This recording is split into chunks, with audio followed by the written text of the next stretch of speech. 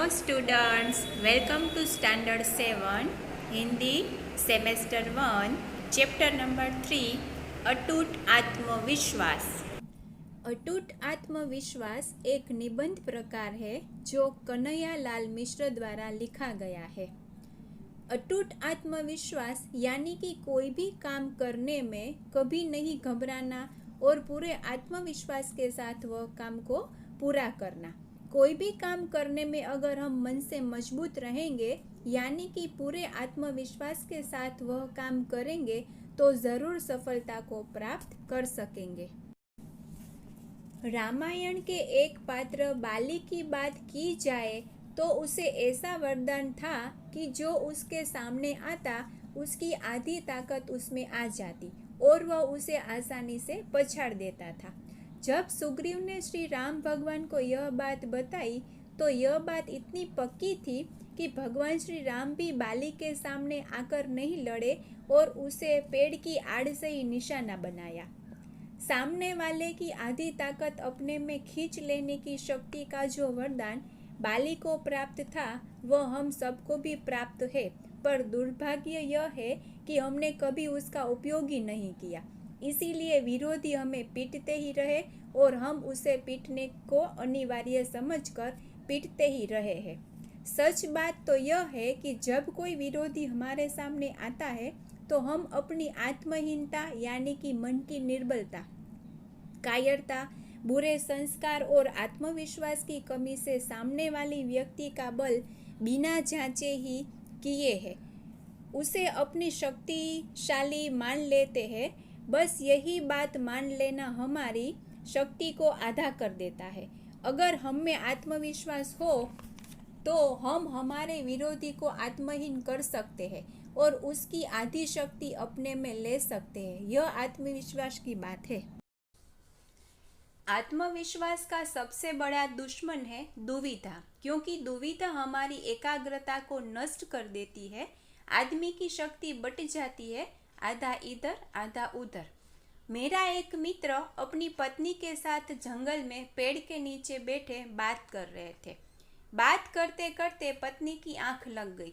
अचानक उन्होंने सामने से भेड़िए को आते देखा। भेड़िया एक खूंखार जानवर होता है। वह इतना घबरा गया कि पत्नी को सोता छोड़कर ही वहां से भाग गए।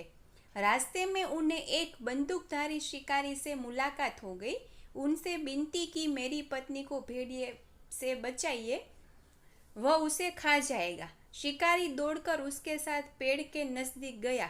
देखा कि उनकी पत्नी यथापूर्वक सो रही थी और भेड़िया उसके पास पड़ी टोकरी में से पूरियां खा रहा था।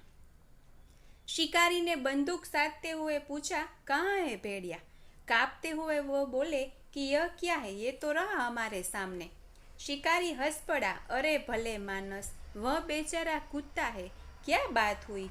देखो विद्यार्थी मित्रों, डर की वजह से हम इतना भयभीत हो जाते हैं कि हमारा आत्मविश्वास पूरी तरह से खो जाता है और हमारे सामने जो होता है उसकी बजाय हमें कुछ और ही दिखने लगता है। महाभारत में श्री कृष्ण ने पांडवों को आत्मविश्वास से भर देने का काम ही किया है।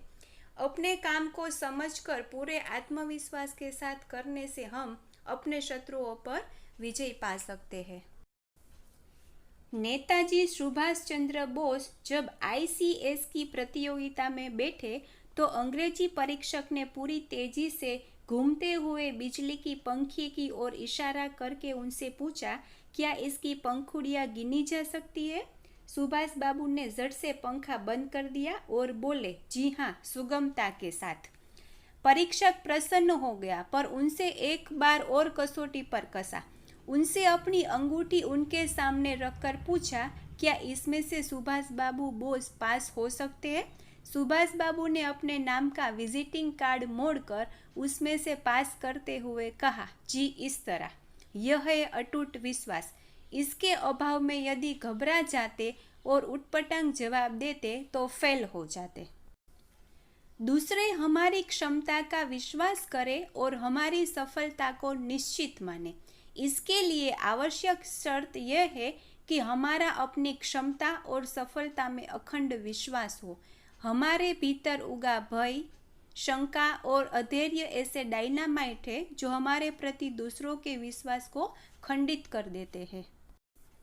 हतोत्साहियों, निराशावादियों, डरपोकों और सदा असफलता का मरसिया पड़ने वालों के संपर्क से दूर रहो। नीति का वचन है, जहाँ अपने कुल की और अपने देश की निंदा हो और उसका मुंह तोड़ उत्तर देना संभव न हो तो वहाँ से उठ जाना चाहिए। क्यों?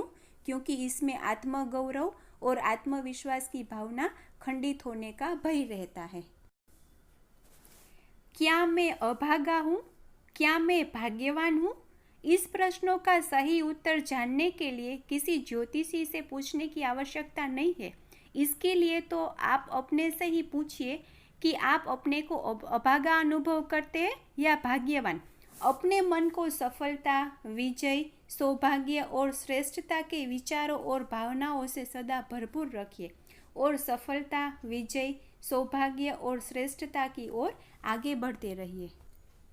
जीवन में उतार भी है और चढ़ाव भी। जन्म से अंधी बहरी पर विचारक और लेखिका के रूप में विश्वविद्यालय हेलन केलर की यह सूक्ति सदा याद रखिए कि सुख का एक द्वार बंद होने पर तुरंत दूसरा खुल जाता है, लेकिन कई बार हम उस बंद द्वार की ओर इतनी तल्लीनता से ताकते रहते हैं कि हमारे लिए जो द्वार खोला गया है हम उसे देख ही नहीं पाते।